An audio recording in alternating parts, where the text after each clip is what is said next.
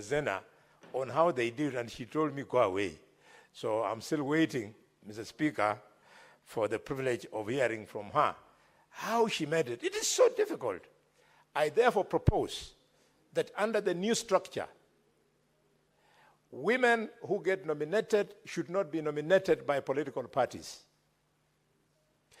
They should be allowed to undergo a process of election that the voters shall be only women.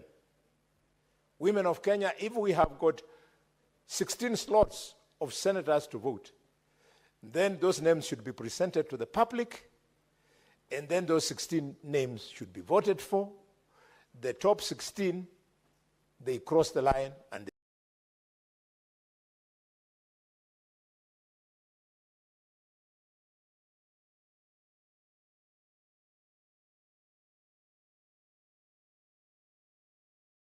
become nominated. People living with disabilities. Again, I don't know how they get nominated. We should allow people living with disabilities to be the principal decision makers. They subject the beneficiaries to a vote. And finally, Mr. Speaker, on this particular point, the people who get through these special seats, the 47 women elected in the National Assembly, plus whatever number we shall add them, they should be allowed to run for that election only once. A woman MP representing a county should not be allowed to be re-elected more than once. They should learn the ropes in the first 5 years. At the end of it, they go for competitive seats. Similarly, people living with disabilities should serve for 5 years. After 5 years, they then face a competitive election. Why? Mr. Speaker, the spirit of nomination was not to create an opportunity for people to get freebies. It was an opportunity which was meant in the letter and spirit of this Constitution to allow, quote unquote, people with limited capacities to win an election to learn how the gurus like Raila Odinga, like Uhuru Kenyatta, like Musalia Mudavadi, like Boni Khalwale. And I say this because we are the guys who have won elections, not once, not twice, not 3 times, not 4 times, but in my case, 5 times. We are the gurus. So that they learn from us how we do it, and then they go and compete. Not to keep on hanging outside this door wanting to come here, one election after another one, that I want to benefit from nomination over and over again, Mr. Speaker. Mr. Speaker, the second point I want to speak to is that you have seen the wind behind the sails of wanting to see NADCO suddenly become strong at a time that the President and the former Prime Minister have created some camaraderie, Mr. Speaker. I am hoping that this newfound interest in making sure that NADCO goes through is not for purposes of serving the broad-based government. The broad-based government, just like the handshake government BBI that was there, it will go the way that government went. So we cannot afford a situation whereby we want to amend the Constitution so as either to massage the egos of the proponents of the broad-based government or to reward the beneficiaries of the broad-based government. Mr. Speaker, we are all men and women of this republic, and we hear both the normal talk and the talk in the grapevine, and these days, the talk on social media, which is part of our lives. I don't like what I'm hearing, Mr. Speaker. What I'm starting to hear at those 3 levels is as if somebody wants to fix another person, somebody wants to fix a particular party and not the other one, somebody wants to fix a particular region, at the expense of another one, and somebody even want to fix a community. If that is the spirit of broad-based government, it would be wrong. We should never punish anybody. I hear repeatedly, oh, Kashagwa ho, oh, Rigiji ho.